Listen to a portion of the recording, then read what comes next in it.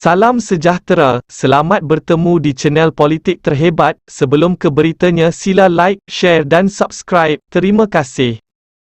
Putrajaya, bekas Perdana Menteri Datuk Seri Najib Razak, hari ini mengemukakan 94 alasan dalam petisyen rayuannya berhubung mengapa beliau harus dibebaskan daripada tuduhan menyeleweng dana SRC International sendirian berhad berjumlah RM42 juta.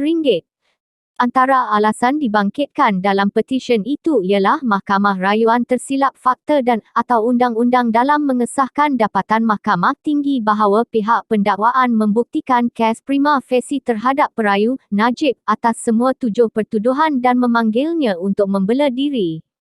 Dalam petisyen rayuan yang difailkan melalui Tuan Syafiee dan Co hari ini, Najib, 68, mendakwa terkilan dengan kesilapan serius dalam fakta dan undang-undang yang diputuskan oleh kedua-dua mahkamah dalam alasan penghakiman masing-masing secara keseluruhan. Dan kecuali yang dinyatakan dengan jelas, perayu berpendirian bahawa penemuan dalam keseluruhan alasan penghakiman oleh kedua-dua mahkamah, Mahkamah Rayuan dan Mahkamah Tinggi, menunjukkan kesilapan yang serius. Mahkamah Rayuan telah tersilap dalam fakta atau undang-undang dalam mengesahkan dapatan fakta atau inferens Mahkamah Tinggi yang tidak dibuktikan sepenuhnya dan tidak menggambarkan keterangan secara menyeluruh.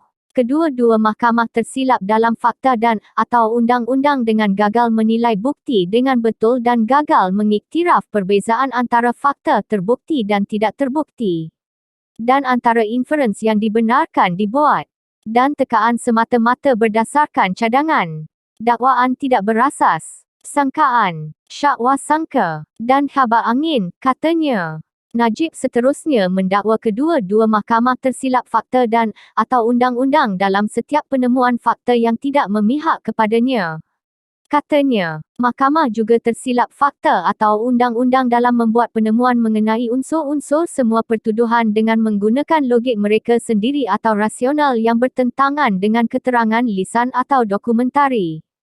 Justeru, ahli parlimen pekan itu berkata, beliau akan membentangkan kesilapan Mahkamah Rayuan, Mahkamah Tinggi dan tindakan pihak pendakwaan yang menafikan hak perayu di bawah perlembagaan persekutuan yang mengakibatkan ketidakadilan serius terhadapnya apabila gagal mendapatkan perbicaraan yang adil dan saksama. Pada 11 April, Najib memohon lanjutan masa selewat-lewatnya hingga 25 April untuk memfailkan petisyen rayuan ke Mahkamah Persekutuan bagi mengetepikan sabitan dalam kes penyelewengan RM42 juta dana SRC International sendirian berhad. Dan Mahkamah hari ini membenarkan permohonannya.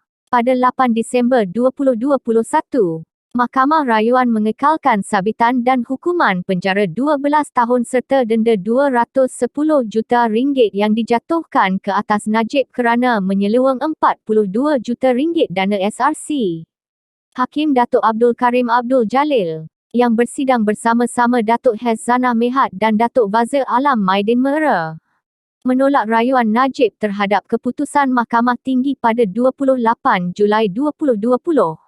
Najib kemudian memfailkan rayuan di Mahkamah Persekutuan.